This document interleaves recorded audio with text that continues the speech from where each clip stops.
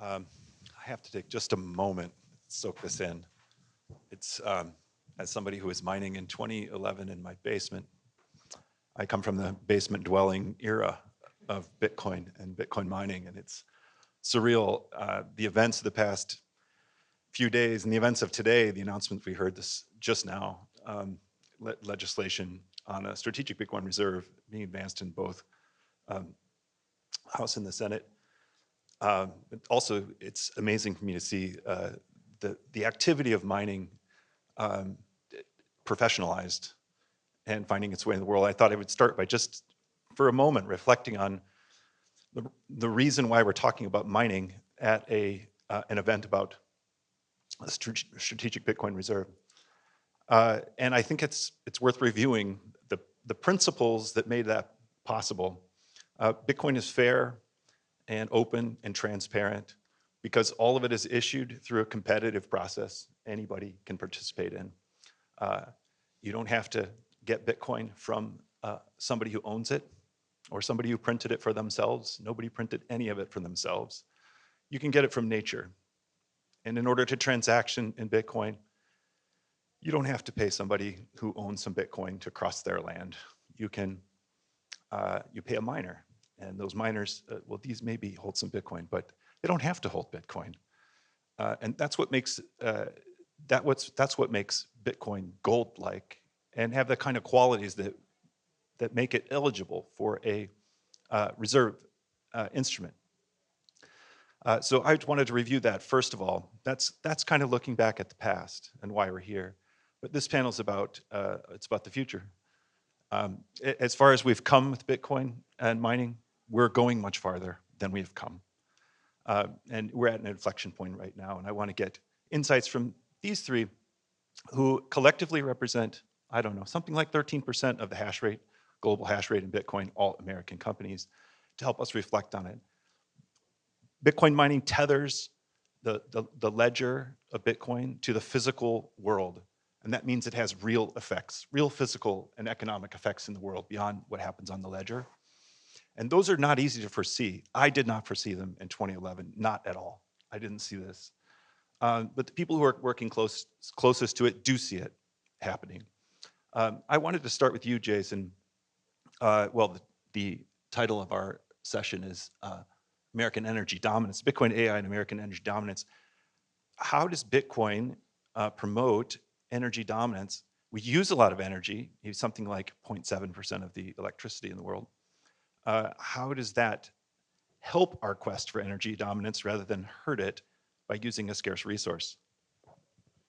Well, to set the stage here first, we want the United States to be a leader, the leader, I should say, in Bitcoin and AI. We need energy to do that. Efficiency gains notwithstanding, compute and therefore power to drive that compute is a critical input to building successful models, having sufficient amount of inference. Energy is necessary to be leaders in AI. The companies that have the most amount of training are driving out the best models. Now we need power to do that. Where does that power come from? You can build generation. You build generation where that fuel source or other type of natural input exists, but that is not always where the consumer of that energy is. You need to build transmission after that. I'm laying out a multi-year timeline it takes to build generation and then be able to transmit that to an off-taker. That introduces risk, uncertainty, complexity, and cost for generation. Energy generation. Bitcoin miners solve those problems. Bitcoin miners will take that energy immediately at the point of commissioning that plant wherever it exists. You can build transmission over time, and by being that offtake, that energy buyer of last resort, or in this case, first resort, you are helping bring more energy into the United States. And in turn, that energy can then eventually be repurposed and used for AI HPC data centers. This isn't a theory. This is something that is happening today. Riot, we have built an energy portfolio of 1.7 gigawatts of power. The purpose of that was for Bitcoin mining. Now, as markets evolve and other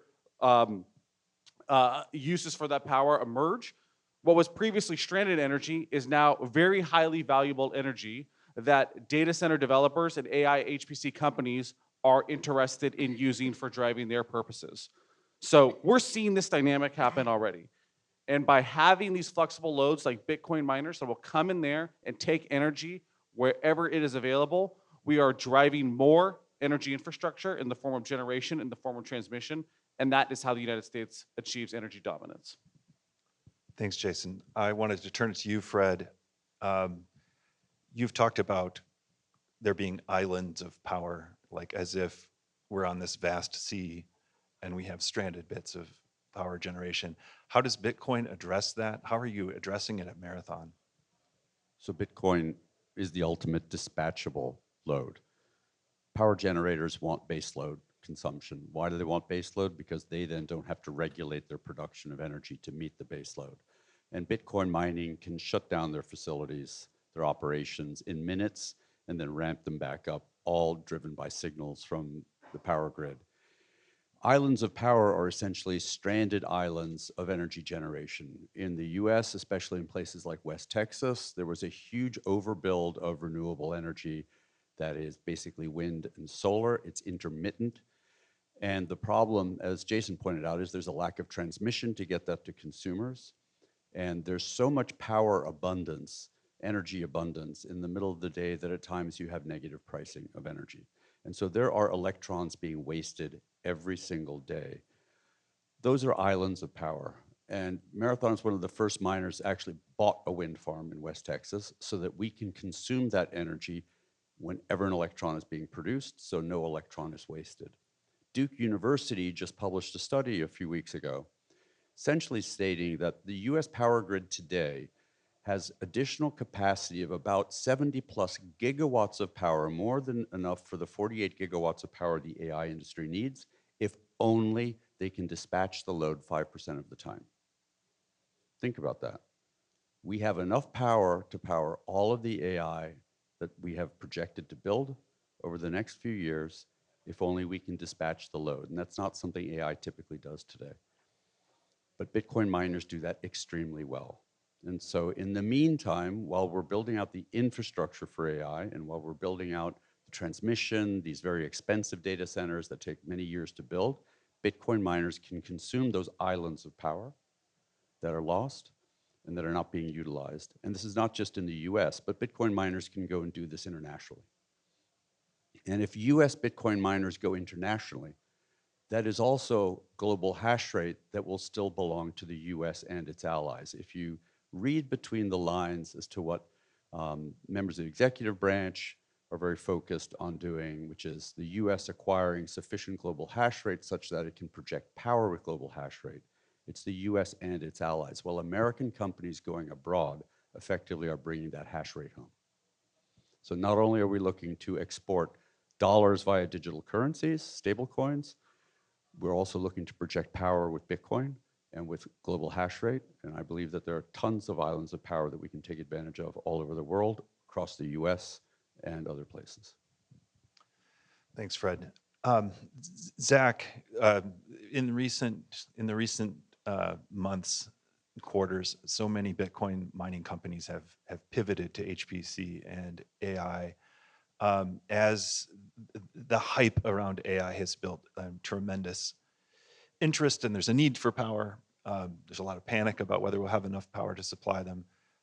You've made a case for a pure play in Bitcoin mining, and I wondered if you could tell us what your thinking is there and how you managed to do it, because the hype is Bitcoin mining cannot compete with AI because it doesn't pay as much. Yeah, we still continue to think that Bitcoin mining is the greatest way to use power, but it's been a big focus on where we're going. So we actually have 31 data centers spread across the U.S. of various sizes, some very large and some very small. But to Fred's point about pockets of power, we're spread across 4 states. And when you think of a data center for CleanSpark that mines Bitcoin, generally you should think about the city that used to be thriving. It used to have a sawmill. It used to have industry. And then the freeways came 40, 50 years ago, and they went around this town. And 20 years after that, the industry left. And so there are places very well developed. I'll use Tennessee and Georgia as the example, where great power infrastructure, it's been aged, it's been forgotten about. We've come into those cities, we've helped revitalize that infrastructure, improve it, make it more resilient. And then we work in these communities. These are communities also that come with their doors wide open and they're welcoming because they've had deficits for decades. One example being a mayor in one of the cities, 44 years, the city's had a deficit, and he's been involved in the city council and the mayor ever since. And for the first time for the last 2 years, they have a surplus, and they're now applying that to local property taxes. And so in those areas, we're also seeing low-cost power. And so it's about being strategic. The U.S. grid has lots of problems. That's actually where we as CleanSpark got into the business, is we were in the energy space first. We were working with microgrids and the macro grid in many ways. But the amount of wasted energy that is produced and not consumed in this country is immense.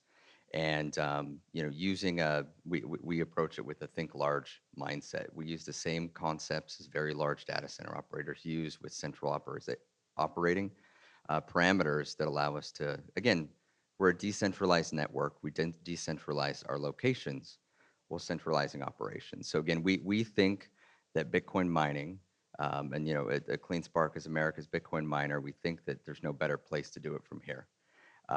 And there's plenty of opportunity to make that happen right here at home. I think Bitcoin mining remains the most misunderstood industry in the world.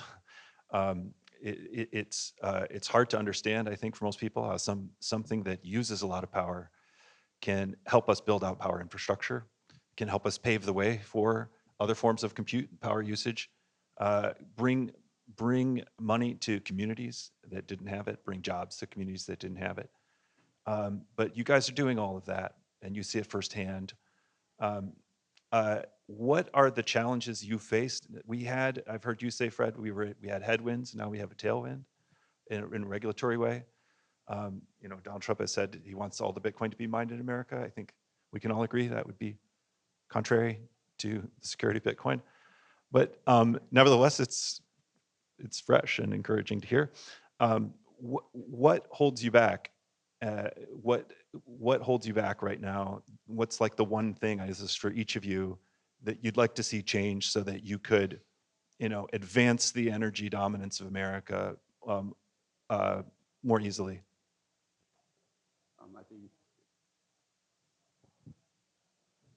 Thank you. I think one of the key issues is there still remain issues with power utilities and pejorative pricing towards Bitcoin miners. I think there's a perspective from certain power utilities that they don't want to have Bitcoin miners on their grids because they don't actually understand the benefits that Bitcoin miners bring to their grids and their systems. And this is just something that's a question of education and spending time talking to people. When you have 4 or 5 years of members of the executive branch and at the state level all saying, Bitcoin mining is a Ponzi scheme, Bitcoin miners are criminals, it's hard to erase that, right? It's very easy to create a perception. It's very hard to change a perception. Regis McKenna, the famous marketing guru, was famous for saying that. And it's going to take time. But, when you see the success we've had in Texas, go back 4 years ago. We were burning up the planet, right? Remember, we were going to have we're going to consume more energy than this planet had, and Bitcoin mining was going to create fossil fuel emissions that were going to be crazy, et cetera, et cetera, et cetera.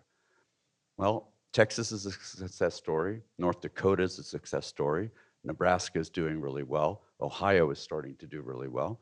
A lot of states where Zach and are operating, same thing. These communities, these small power pockets, even these bigger grids are now learning that Bitcoin mining is actually really good. And in Nebraska, where a state senator was trying to add pejorative taxation to Bitcoin miners, the power utilities stood up and defended the Bitcoin miners and said, hey, no, we like these guys. These are good customers. So I think that's, for me, is the biggest issue. Yeah, I think I'll add on that. Just again, I think that there's the misinformation, whether it's environmental, whether it's at the utility side, whether it's the community impact. There's misinformation. I think there's fear-based approaches that it adds cost to the local communities when Bitcoin miners come into town. The reality is we're incredibly well positioned to not only create a very strong tax base without a lot of resources leaving the community, but also, you know, from a power pricing point of view, because we are buying power that otherwise someone has to pay for. Well, all that wasted power that goes in the ground, tariffs are built to basically account for that. And it could be 30%, for example, of what a local residential tax or citizen may have to pay into it because they have to pay for what's lost. When we come in and we take that very same power, it allows them to reset tariffs on, you know, whatever basis that regulatory environment has, and actually shift those costs away from standard residential users. So I think we need more information. We need more case studies to help support this, because there's a lot of evidence there, and we just need to continue to spread the word. I'll be brief. We need energy regulators to not be adverse to behind-the-meter co-located loads. You know, power should be sold to who can take it and to who the generator wants to sell it to. This is a part of driving more generation. That's great, and yeah, that fits with research that Margot Paez and I have done. Our biggest suggestion is just like, Bitcoin miners are amazing if you give them the right price signals. They will turn off in times of scarcity, and they will run in times of abundance. And when I talk to people about power, I mention Bitcoin's power usage. I have one slogan, which is Bitcoin mining doesn't just use a lot of power, but it pays for a lot of power, and that flips something. And also, it doesn't just use a lot of power, it uses power flexibly and only the cheapest power in the world.